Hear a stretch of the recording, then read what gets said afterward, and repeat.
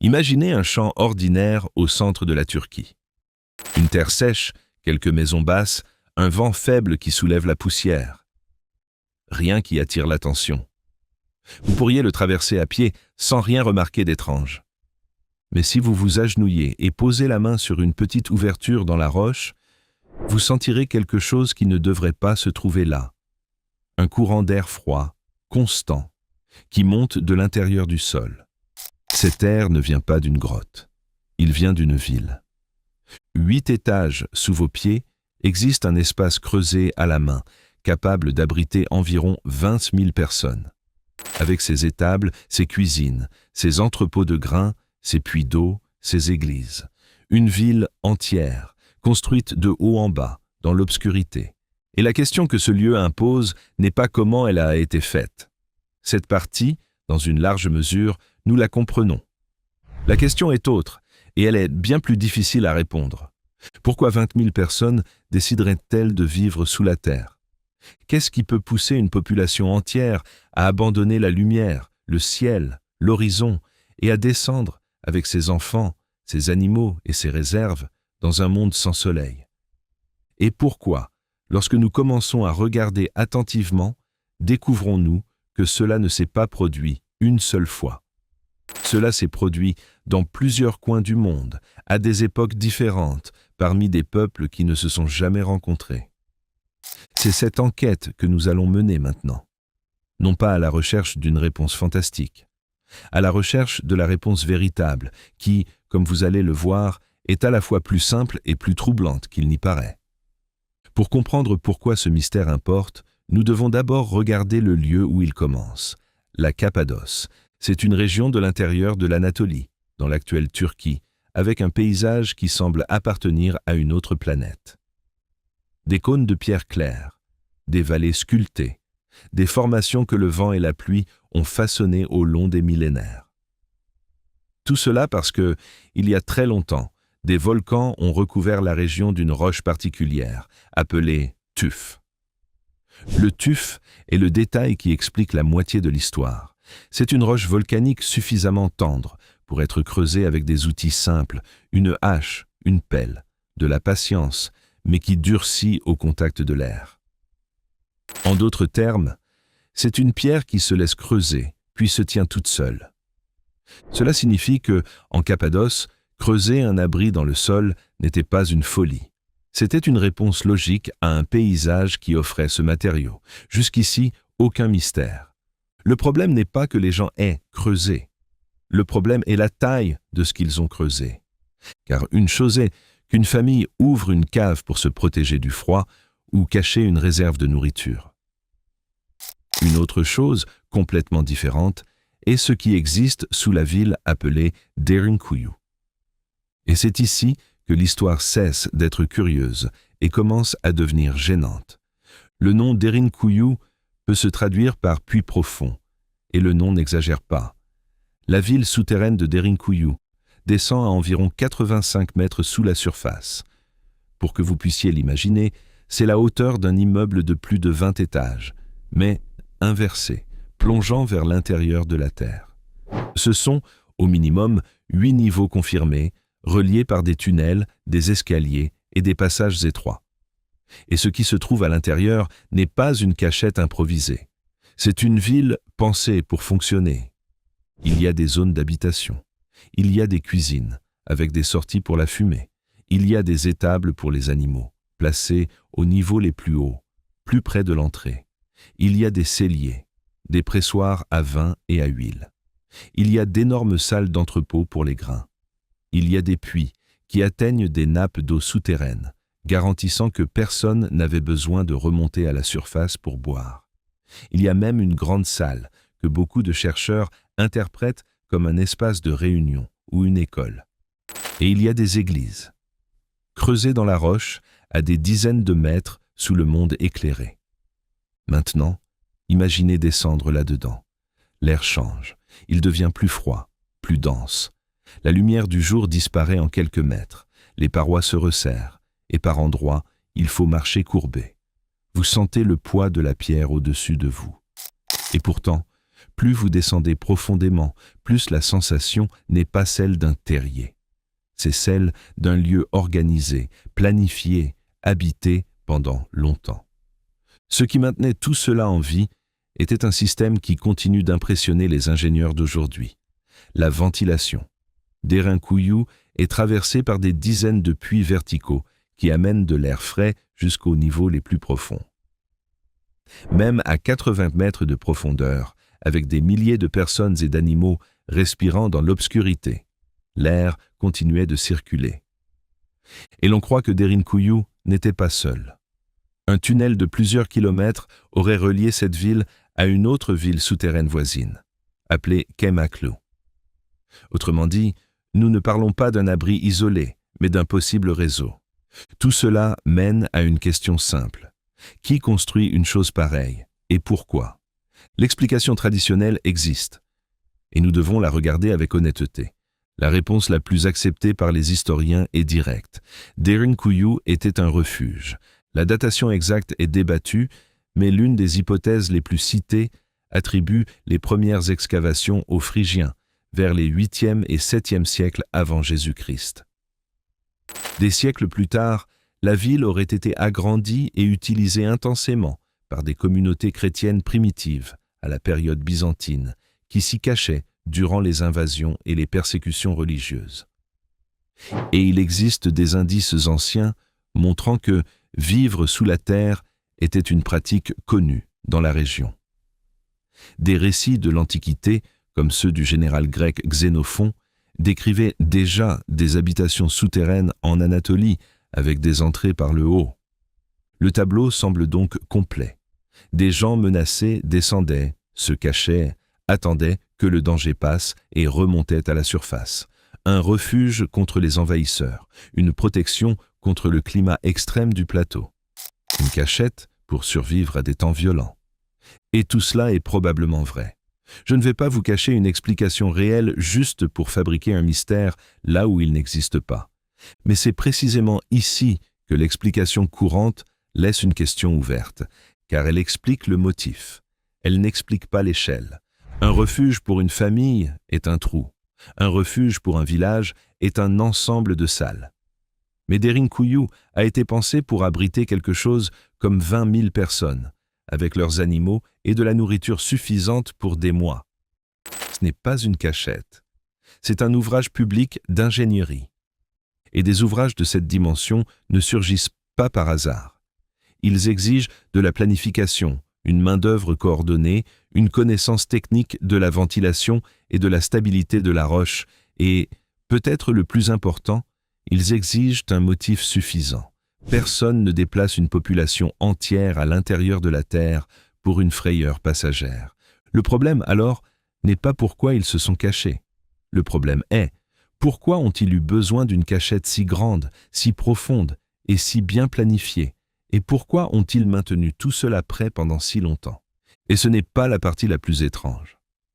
Face à cette question, il existe en gros deux façons d'interpréter ce que nous voyons. Séparons avec soin ce qui est fait, ce qui est interprétation et ce qui est spéculation. L'hypothèse la plus conservatrice et, aujourd'hui, la plus solide est celle de la croissance accumulée. Selon elle, Derinkuyu n'a pas été construite d'un seul coup. Elle aurait été creusée et recreusée au long de nombreux siècles par des peuples différents, chacun répondant à la menace de sa propre époque. Les premiers ont ouvert les chambres initiales. Les suivants ont approfondi. Les chrétiens byzantins auraient agrandi et adapté le complexe à leurs besoins. La ville gigantesque que nous voyons aujourd'hui serait alors la somme de nombreuses générations de peurs, chacune creusant un peu plus profond que la précédente. Cette explication est élégante et probablement correcte pour l'essentiel, mais elle se heurte encore à un détail qui se répète, la coordination. Même en grandissant peu à peu, maintenir une ville de ce genre fonctionnelle, ventilée et approvisionnée exige une organisation sociale impressionnante pour l'époque. Et ici, entre la seconde couche, celle qui rend ce cas plus inquiétant qu'il n'y paraît. Car, si Derinkuyu était un phénomène unique, isolé, nous pourrions clore le sujet comme une particularité de la Cappadoce et de sa roche tendre. sauf qu'elle n'est pas unique. Ce même schéma, des populations entières choisissant de vivre sous la terre, apparaît dans d'autres points du monde, dans des cultures qui n'ont jamais eu de contact entre elles. Allez en Iran, près de la ville de Kashan, et vous trouverez Nushabad, une ville souterraine creusée il y a environ 1500 ans, à la période sassanide. 3 niveaux de tunnels, de chambres, de conduits d'air, d'escaliers et de canaux d'eau, descendant jusqu'à environ 18 mètres. Elle est restée complètement oubliée jusqu'à être redécouverte par hasard, il y a quelques décennies, lorsqu'un habitant creusait un puits à l'intérieur de sa propre maison et a débouché sur le labyrinthe qui existait en dessous. La fonction, selon les chercheurs, était la même, un refuge contre les envahisseurs et une protection contre la chaleur extrême du désert. Et nous n'avons pas besoin d'aller si loin. Allez dans le nord de la France, dans la région de la Picardie, et vous trouverez Naours, un immense refuge souterrain avec des centaines de chambres creusées dans la roche, des chapelles, des puits, des boulangeries. Un lieu utilisé pendant des siècles comme abri en temps de guerre. Et, dans un détail presque émouvant, ces parois sont couvertes d'inscriptions laissées par des soldats de la Première Guerre mondiale qui sont revenus s'abriter là, sous la terre, plus de 1000 ans après les premiers qui ont creusé ce lieu. La Cappadoce, l'Iran, la France, des peuples différents, des siècles différents, des langues différentes. Et, pourtant, la même décision. Quand le monde là-haut est devenu trop dangereux, la réponse a été de descendre. Cela change complètement la question. Ce n'est déjà plus pourquoi les habitants de Derinkuyu se sont cachés. C'est pourquoi, à plusieurs reprises, dans des lieux sans aucune connexion, des êtres humains sont-ils arrivés exactement à la même solution. Et pour comprendre ce que cela suggère, nous devons regarder un détail que presque personne ne remarque. Revenez à Derinkuyu et prêtez attention à une seule chose, les portes. Réparties le long des couloirs, à des points stratégiques de chaque niveau, il existe d'énormes portes de pierre en forme de roue. Ce sont des disques massifs, certains pesant entre 200 et 500 kilos, encastrés dans des niches de la paroi. Pour fermer un passage, il fallait faire rouler le disque jusqu'à bloquer le tunnel. Jusque-là, cela semble n'être qu'un système de défense, mais le détail réside dans la façon dont ces portes fonctionnent. Elles ont été conçues pour être déplacées d'un seul côté, de l'intérieur. Pensez à ce que cela signifie. Celui qui est dehors ne parvient pas à ouvrir. Celui qui est dedans contrôle tout. La logique de l'architecture n'est pas celle de qui veut affronter un ennemi. C'est celle de qui veut s'enfermer, disparaître et attendre. Derinkuyu n'a pas été faite pour résister à un siège, les armes à la main. Elle a été faite pour disparaître, pour que, lorsque quelqu'un arrivait à la surface, il trouve un village vide et n'imagine jamais que, sous ses pieds, 20 000 personnes respiraient en silence, derrière une porte de pierre qui ne s'ouvrait que de l'intérieur. Et ajouter à cela le système de ventilation. Ces puits d'air n'ont pas été creusés pour un week-end de cachette. C'était une ingénierie destinée à soutenir la respiration de milliers de personnes et d'animaux pendant des semaines, peut-être des mois, sans que personne n'ait besoin de remonter. Tout dans cette ville est l'architecture d'une très longue attente. Ce n'est pas l'architecture du combat, c'est l'architecture de la patience. Et voici le point le plus intrigant de tous, celui qui maintient le mystère véritablement ouvert. Nous n'avons pas encore tout trouvé. Seule une partie de Derinkuyu est ouverte au public. Plusieurs niveaux demeurent obstrués ou réservés à la recherche. Et en 2014, autour de la forteresse de la ville de Nevşehir, dans la même région, durant des travaux urbains, on a annoncé la découverte d'un complexe souterrain que des estimations préliminaires suggèrent être encore plus grand et plus profond que Derinkuyu. L'étude se poursuit et il faut de la prudence avec les chiffres. Mais l'implication est claire. Peut-être que la plus grande ville souterraine de Cappadoce n'est pas celle que nous connaissons depuis des décennies. Peut-être est-ce une que nous avons à peine commencé à creuser. Ce que l'on sait avec certitude est ceci. Ces villes existent. Elles ont été faites à la main. Elles ont été faites pour cacher des foules, et il reste encore beaucoup de souterrains qui n'a jamais été foulé par un chercheur moderne. Ce qui demeure ouvert, c'est l'échelle. Pourquoi si profond? Pourquoi si grand? Et qu'est-ce qui existe encore, aujourd'hui, attendant dans l'obscurité sous ce sol ordinaire où l'on peut marcher sans rien remarquer? Alors, à la fin de cette enquête, il nous reste une réponse et une ombre. La réponse est humaine et presque rassurante. Les civilisations se sont cachées sous la terre parce que le monde à la surface, à certains moments, est devenu trop dangereux. Invasion, persécution, guerre, climats extrêmes. Face à la peur, des peuples sans aucun lien entre eux sont arrivés à la même idée: descendre, emporter tout ce qui compte et attendre que le danger passe. Il n'y a là rien de surnaturel. Il y a quelque chose de profondément reconnaissable. L'ombre, c'est l'échelle. Car ces gens n'ont pas creusé un trou. Ils ont creusé des villes verticales, avec des portes qui ne se ferment que de l'intérieur et des systèmes d'air pensés pour soutenir des foules pendant des mois. Ils ne se sont pas préparés à une frayeur. Ils se sont préparés à disparaître du monde pour longtemps, et ils ont maintenu ces refuges prêts, génération après génération. Et peut-être que le détail le plus troublant est le plus silencieux. Une bonne partie de ces lieux n'a pas encore été creusée. Sous des champs ordinaires, sous des villes modernes, il existe encore des niveaux scellés, des tunnels bloqués, des salles que personne n'a visitées depuis des siècles. La question pourquoi si grand demeure sans réponse complète, parce que nous ne savons pas encore combien, en réalité, a été construit là en dessous.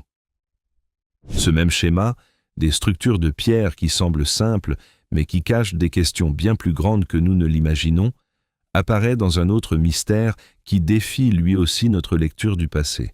Car, si ces civilisations ont creusé vers le bas avec tant de précision, il y a un détail qui précède toute ville souterraine: l'entrée, la porte, le passage taillé dans la roche. Et il existe, répartis à travers le monde, des portes et des passages anciens sculptés dans la pierre que personne n'a réussi à expliquer jusqu'à aujourd'hui, ni quand ils ont été faits, ni où ils menaient, ni pourquoi. Celui qui a creusé si profond pour se cacher savait avant tout faire une entrée. Et ce sont ces entrées, taillées avec une précision qui nous échappe encore, que nous allons étudier dans la prochaine vidéo. Car parfois, le plus grand mystère n'est pas ce qui est enterré. C'est la porte qui reste ouverte, et personne ne sait qui l'a ouverte.